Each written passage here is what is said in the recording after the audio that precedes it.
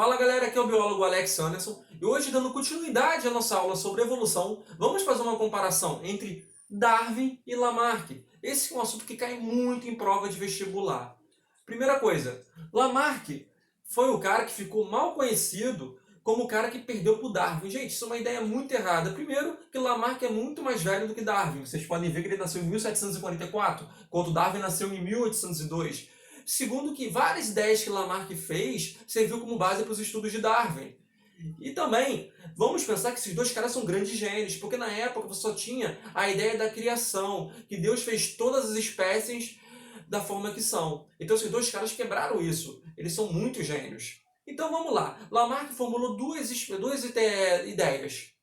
A primeira ideia foi da lei do uso e desuso. A segunda ideia foi a lei da transmissão dos caracteres adquiridos. O que seria a lei do uso e desuso? Seria quando você usa aquele órgão, quando você está usando, malhando muito. Vamos pensar, você está malhando muito na academia, está malhando muito. O teu músculo está ficando o quê? Está ficando grande, está aumentando de tamanho. Então, você está usando muito esse músculo. Mas se você também não utilizar muito esse músculo, ele vai começar a atrofiar. Essa ideia que o Lamarck tinha sobre uso e desuso. E ele tinha uma ideia ainda muito mais além. Ele pensava o seguinte: se o cara ele está malhando muito lá na academia, está crescendo, ficando bombadão, ele vai ter um filho e ele vai passar essa característica que ele adquiriu para a descendência dele, para o filho dele. Então seria a lei da transmissão dos caracteres adquiridos. Aquelas características adquiridas são passadas para sua descendência. Essa era a ideia que Lamarck tinha sobre as coisas. Já o Darwin, ele foi o cara que postulou a teoria da seleção natural. O Darwin acreditava em variação. Gente, muita gente que não entende muito sobre evolução fala assim: ah, eu não acredito em evolução, porque evolução é uma teoria. Gente, teoria é diferente de hipótese. Isso é uma grande coisa. Primeiro que a teoria tem embasamento científico, a hipótese não. Então, não leve teoria na ciência como se fosse hipótese. Então Darwin, ele acreditava em variação. Ele acreditava que as espécies estavam variando. Uma coisa que a gente observa, né? Todo mundo sabe que existe gente gordinho, gente magrinho, o cara é mais alto, o cara é mais baixo. Existe variação entre as populações. Isso é um fato. Existe uma grande variedade entre os fenótipos. E Darwin acreditava o seguinte, que o ambiente selecionava os indivíduos mais aptos conforme as suas características adaptativas. Então essa era a diferença da seleção natural para as ideias que Lamarck tinha.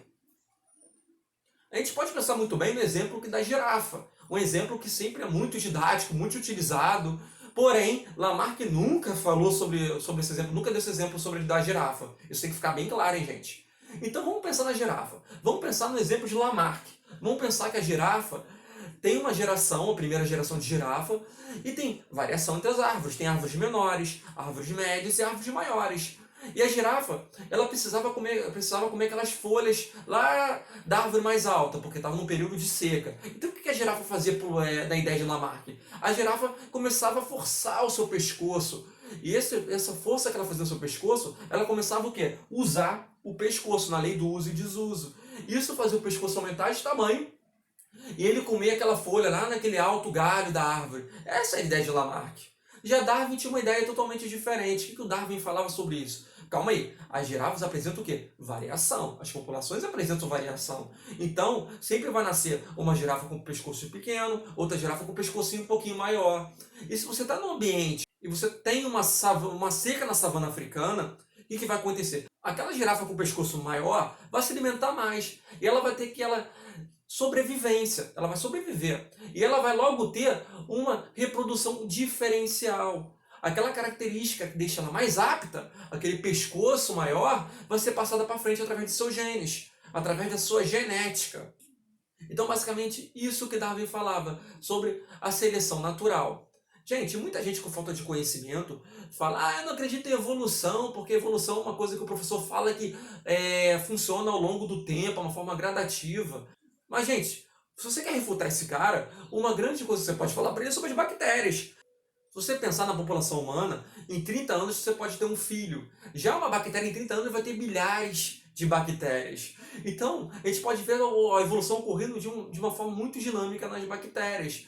Isso quando o médico fala para você está lá com aquela dor de garganta, e o médico passa para você um antibiótico e fala: você tem que tomar 3 vezes em 6 dias. Aí você toma lá, em 3 dias e melhora. Você vai, pô, vou parar de tomar aquele antibiótico. Você para de tomar aquele antibiótico.